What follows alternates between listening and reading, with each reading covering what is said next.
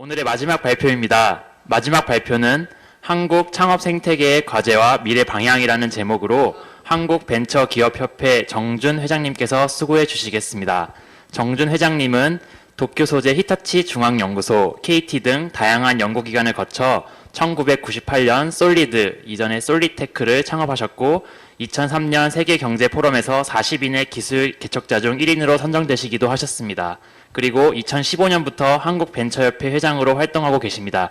여러분, 정준 회장님을 큰 박수로 환영해 주시기 바랍니다. 네, 여러분들 만나뵙게 돼서 반갑습니다. 지금 소개받은 정준이라고 합니다. 지금 현재 벤처기업협회 회장을 맡고 있고 개인적으로는 방금 전에 소개해 주신 것처럼 솔리드라는 통신장비 회사를 대표를 맡고 있습니다.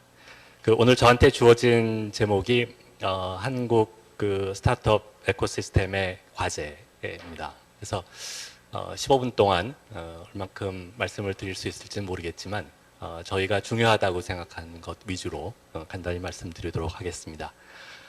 먼저 저희 벤처기업협회, 영어로는 Korea Venture Business Association이라고 그러는데 코바라고 부르고 있습니다. 간략하게 소개를 드릴 예정이고 현재 한국의 스타트업들의 현황 말씀드리겠습니다. 그 다음에 저희가 이제 한국의 에코시스템을 좀 보려면 아무래도 다른 나라의 에코시스템하고 좀 비교를 해보는 것이 의미 있다고 생각을 해서 다른 나라 에코시스템하고 비교한 자료를 몇 장을 보여드리고 마지막으로 저희가 어떤 점이 부족하고 따라서 앞으로 우리나라 기업들이 더 잘 되려면 이런 점을 더 보완을 해야 되겠다라는 이야기를 끝으로 오늘 발표를 마칠까 합니다.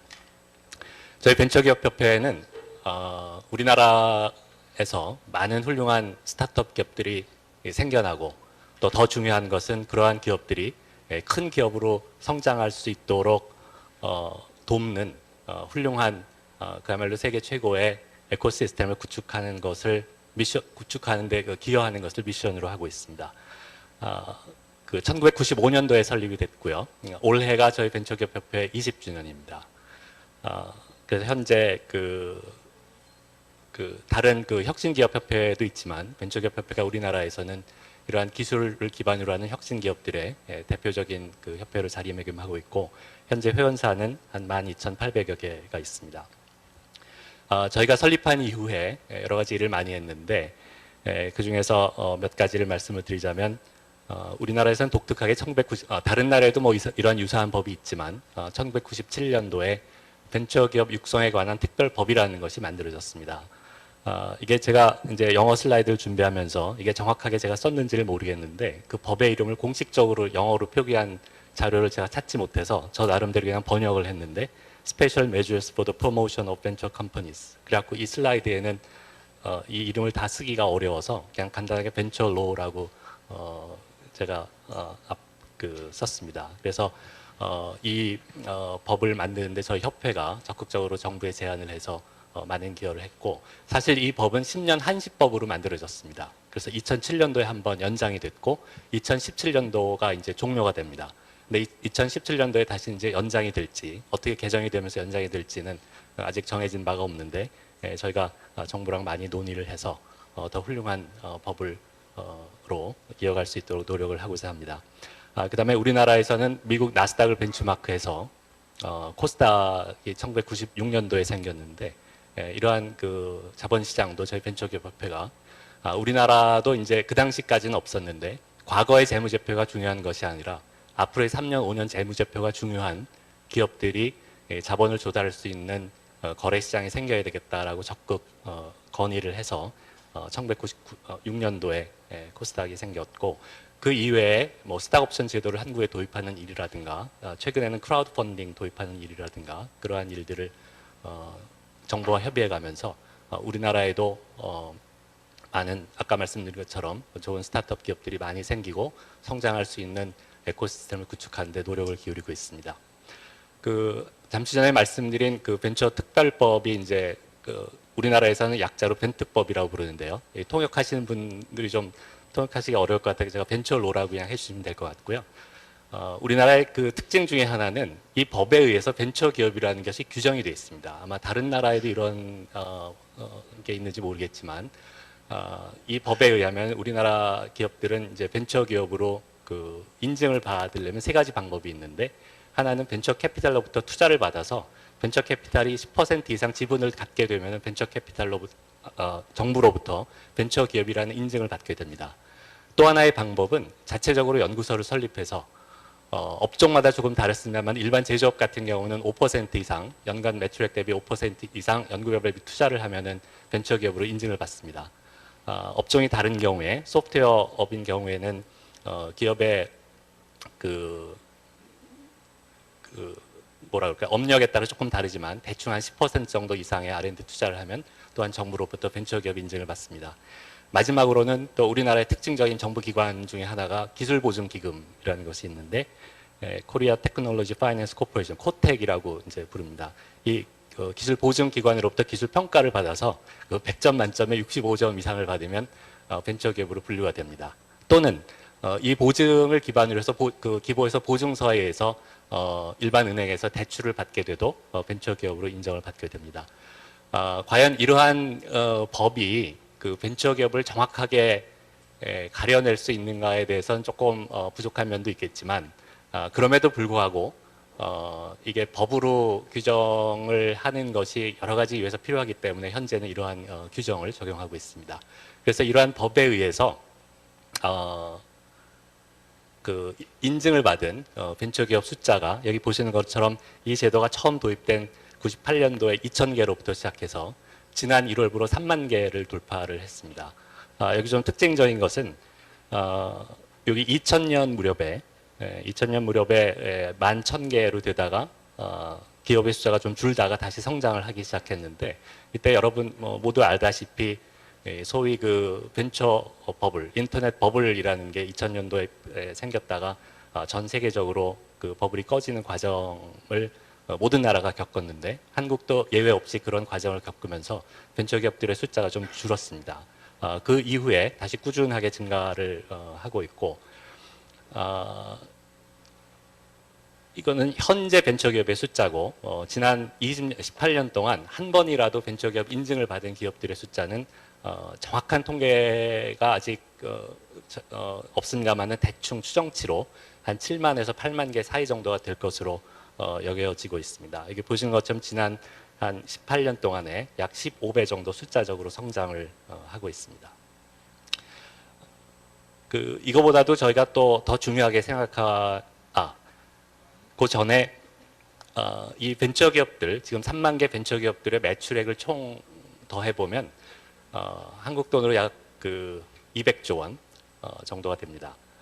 제가 참고로 이 숫자가 어느 정도 되는지를 비교하기 위해서 몇 가지 숫자를 여기 적었는데, 현재 한국의 GDP가 한 1,500조, 1.5 트릴리언 달러 정도 되고, 우리나라에서 가장 큰 삼성의 삼성그룹의 전체 매출이 한 280조 정도 되고, 현대그룹 같은 경우는 150조 정도 됩니다. 사실 이게 얼마나 큰 의미가 있을지는 모르겠지만, 200조 원 정도 벤처기업들이 200조 원 정도 매출을 올리고 있다는 것은 이미 우리나라에서 이 벤처기업들이 굉장히 의미 있는 기업군으로 성장했다는 것을 나타내고 있다고 생각을 합니다. 이거보다도 또 저희가 또 의미 있게 생각하는 것은, 저희 벤처기업 협회에서 매년 초에 매출액이 1,000억이 넘는 회사 벤처기업들이 과연 몇 개나 있는지를 매년 통계를 냅니다.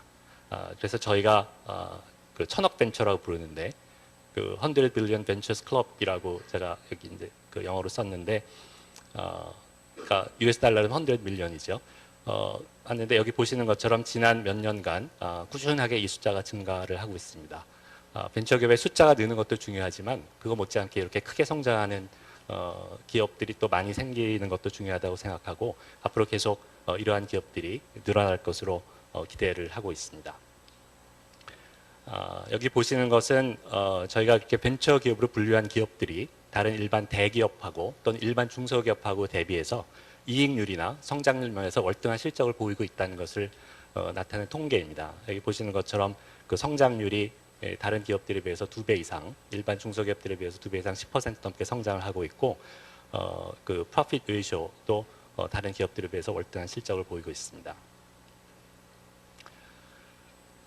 이렇게 잘 발전을 하고 있는데, 여태까지는 좋은 얘기였고, 그런데 이제 저희가 좀 아쉽게 생각하는 것들이 몇 가지가 있습니다. 그 중에서 가장 아쉽게 생각하는 것은 이렇게 많은 숫자의 기업들이 탄생하고 또 어느 정도 규모로 성장은 하고 있지만 굉장히 크게 성장하는 사례가 아직 한국에서는 나타나고 있지 않다라는 것을 굉장히 아쉽게 생각하고 한국의 그 스타트업 생태계의 큰 과제라고 생각을 합니다. 아까 우리 미스터 파텔께서 발표하신 내용 중에 포춘 500 기업 중에 40%가 새로 생긴 기업들에 의해서 10년 안에 바뀔 거라는 얘기를 해주셨는데 제가 이 다음 장에 제가 이걸 영어로 슬라이드를 만들지 못해서 죄송한데 이게 우리나라에 상장된 기업 중에 시가총액 순위를 1등부터 30등을 추린 것입니다. 약간 몇 달 전이라서 순위가 좀 바뀌고 특히 여기 아모레 같은 경우는 지금보다 순위가 굉장히 높아졌지만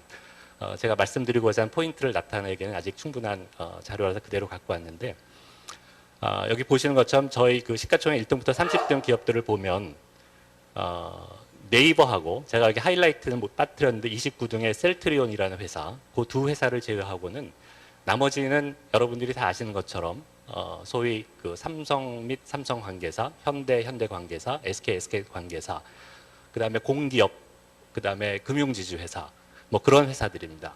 그러니까 이게 미국 같은 경우에 시가총액 1등부터 30대 기업을 쭉 나열을 해보면 거기 여러분들 뭐 우리 조금 아까 발표해 주신 제프레임 지금 계시는 구글, 뭐 페이스북, 아마존, 한 20, 30년 됐지만 뭐 애플, 뭐 그런 회사들이 시가총액 상위 기업으로 많이 포진하고 있는데 우리나라 기업은 여기 보시는 것처럼 굉장히 오래된 기업, 소위 한국의 특징적인 재벌 기업의 관계사와 공기업으로 시작해서 민영화가 된 기업도 있지만 기본적으로 공기업으로 시작한 기업들이 대부분이고 몇 개 사례밖에는 이제 없는 것을 볼 수가 있습니다. 사실 이런 것이 좀 아쉽다 하는 점이고 더더욱이 또 우리가 한번 봐야 될 것은 뭐냐면 이 두 번째 블렛에 나타낸 것처럼 한국에서도 그렇지만 글로벌리 이렇게 성공한 스토리를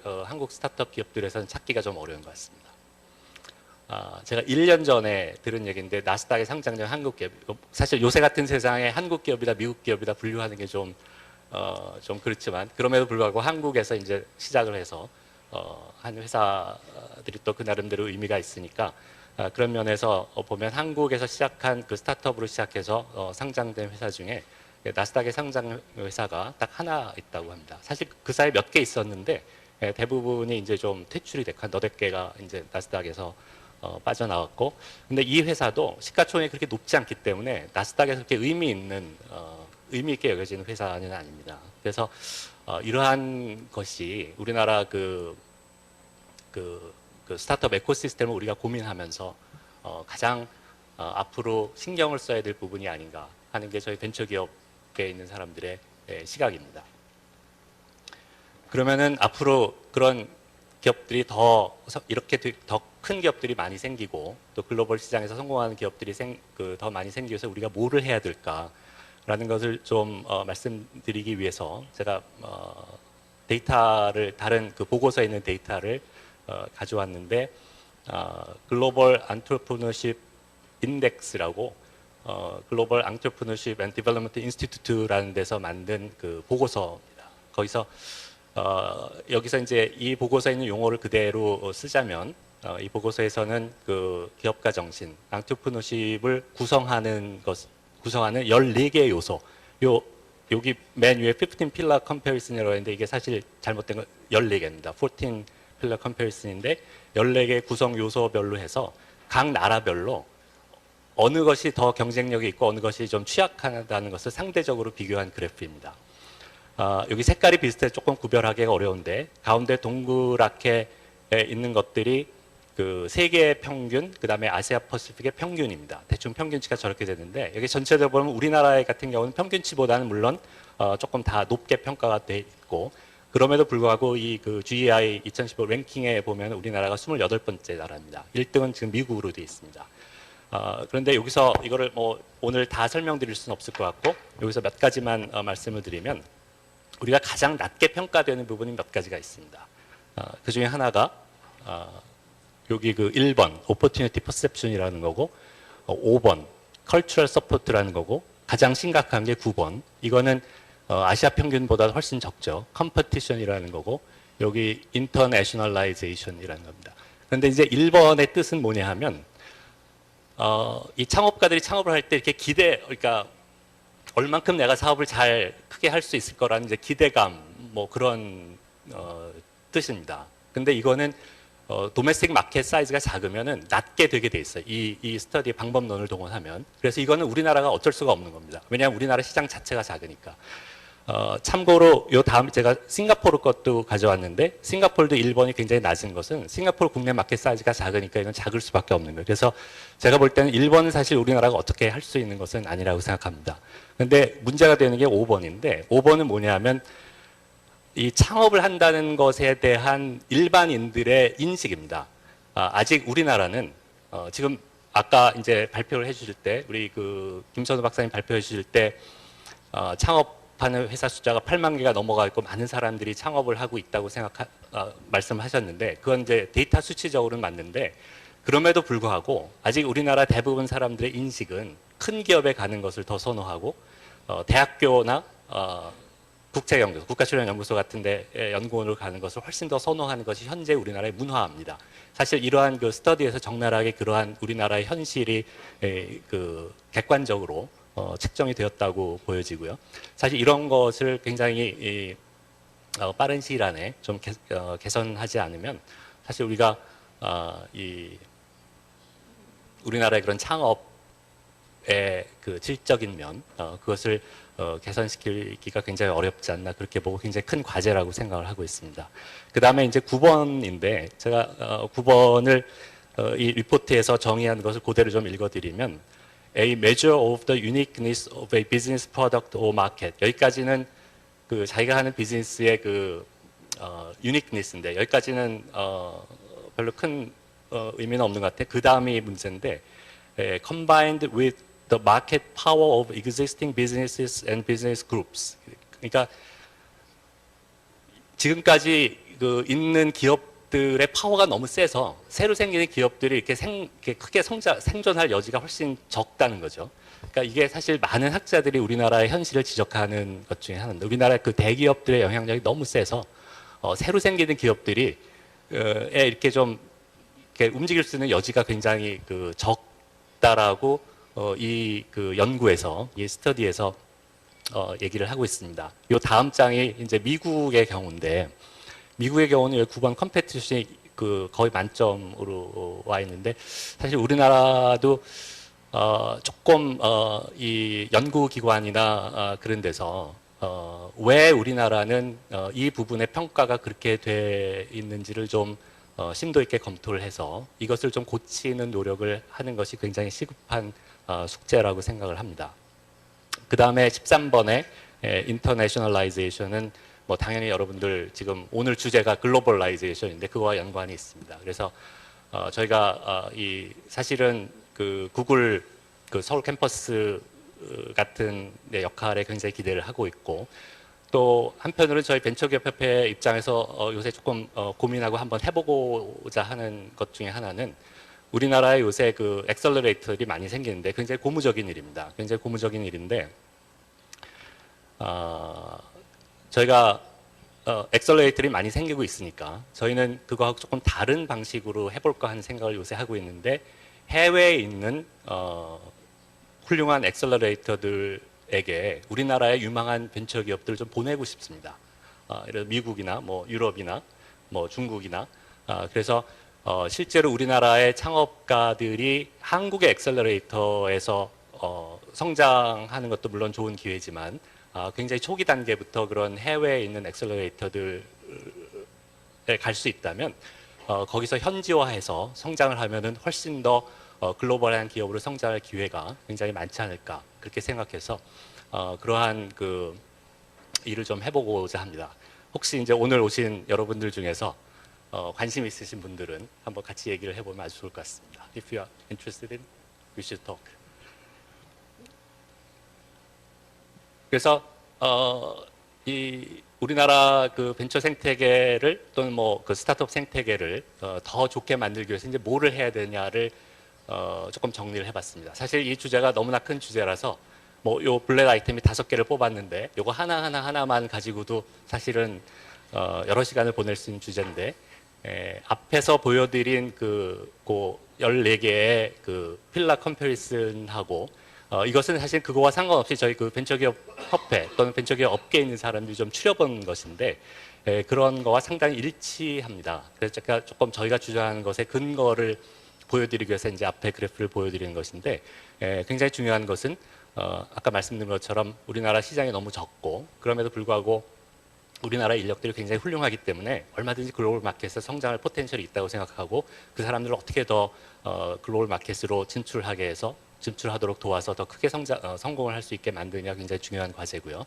그 다음에 아까 말씀드린 우리나라는 그 문화적으로 아직 이런 그 창업에 대해서 조금 부정적으로 생각하는 것이 있습니다. 아까 그 8만 개라고 했는데 사실 그 내용을 들여다보면 아까 여기 표에도 잠깐 그 전에 발표하신 분 그 슬라이드에 있었는데 그 우리나라의 8만 개 창업 중에 그 소위 그 오퍼튜니티 그 창업, 기회 창업보다는 그 필요에 의한 창업, 생계형 창업, 니세시티 창업이라고 하죠. 그것이 이제 훨씬 많을 거라고 추측이 됩니다. 아마 그럴 것 같고. 근데 바람직한 거는 그런 그 필요한 창업, 니세시티 창업보다는 오퍼튜니티 창업이 훨씬 많아야 되는데 아직까지는 우리나라는 그러지 못합니다.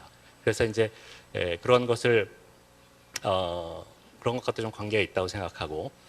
그다음에 세 번째는 이제 앞에 제가 발표에서 언급하지 않았지만은 우리나라의 그 국가 R&D 지출이 GDP 대비로는 세계 1등이고 절대 금액으로도 5위 안에 드는데 그럼에도 불구하고 이것을 산업화로 연결시키는데 좋은 그 효과를 거두지 못하고 있다는 것이 일반적인 평입니다. 굉장히 많은 그 좋은 리소스를 좀 낭비하고 있는 듯한데 우리나라 기업들이 더 큰 기업으로 세계 시장에서 성공하기 위해서는 실질적인 산학 협력이 필요한데 앞으로 이 분야에서 할 일이 굉장히 많이 있습니다. 네 번째로는 사실 이 첫 번째 세 개는 어떻게 보면은 그 정부가 또는 뭐 저희 그 벤처기업계랑 열심히 협의해서 법을 바꾸거나 제도를 하나 만들면 쉽게 해결할 수 있는 문제라고 생각하는데 세 번째, 네 번째는 굉장히 어려운 문제고 시간이 걸리는 건데 세 번째는 우리나라 대한민국은 그 특허 출원 수 기준으로 보면 세계 5위 안에 드는 그 강국인데 지적재산권을 보호하는 그 척도로 그러니까 지적재산권의 그 보호라는 측면에서는 여러 그 세계 기관에서 평가한 결과는 한 30에서 40위 정도로 굉장히 그 순위가 낮습니다. 그거의 가장 큰 이유는 우리나라는 그 특허 침해를 했을 때 법원에서 판결하는 피해 보상 금액이 굉장히 낮습니다. 한 가지 수치적인 예를 들면 지난 약 10년간 미국에서 그 특허 침해로 법원에서 인정이 돼서 배상하라고 그 판결한 금액의 그 중간값이 한 500만 불 정도 됩니다. 5 million dollars 정도 되는데 한국은 그거의 100분의 1입니다. 여러 가지 경제 규모나 그런 걸 고려하다고 하더라도 한국에서의 그 지적재산권, 법원에서 판단하는 지적재산권의 피해의 그 판정이 너무 그 미약하기 때문에 특허를 갖고 있는 회사가 그 지적재산권을 충분히 보호받을 수 있는 환경이라고 얘기하기 굉장히 좀 어려운 상황입니다. 그런데 우리나라가 이런 그 혁신 기업 위주로 앞으로 경제 성장을 하려고 이런 기업들이 더 큰 기업으로 성장을 하기 위해서는 이러한 것도 바꾸는 것이 굉장히 그 필수적으로 필요하고 해야 되는데 이게 참 그 어느 한 기관이 쉽게 바꿀 수 있는 문제가 아니라서 앞으로 우리 사회의 큰 그 숙제라고 생각하고 마지막으로는 아까도 이제 그 몇 분이 발표할 때 이런 표현이 나왔었는데 그런 그 공정 경쟁이 필요합니다. 아까 그 사실은 이거는 여기 그 9번의 컴페티션과 관련된 문제입니다. 우리나라가 대부분 다 아시아 평균보다는 높은데 9번은 아시아 평균 뭐 세계 평균보다 훨씬 작은 이유가 어떻게 보면 이 그 공정 경쟁 그 레벨 그 플레잉 그라운드가 이렇게 평평하지가 않아서 생기는 문제라고 생각하고 굉장히 큰 숙제입니다. 그래서 이러한 것을 이제 앞으로 해결해 나가는 것이 우리나라의 그 스타트업 에코시스템을 더 좋게 만드는 데 필요한 일들이라고 생각을 하고 현재 그 정부에서도 많이 노력을 해주시고 계시고 또 그 스태피나 그 기업가 연구재단에서 또 많이 고민을 하고 계시기 때문에 조만간 해결이 될 거라고 기대하고 앞으로 제가 아까 말씀드릴 때 1,000억 벤처 100 빌리언 원 벤처 그 말씀을 드렸는데 이제는 1,000억 벤처를 카운트하는 게 아니라 저희 벤처기업협회 입장에서 매년 1조 벤처를 카운트할 날이 빨리 왔으면 좋겠다 그런 생각을 하고 있습니다. 감사합니다.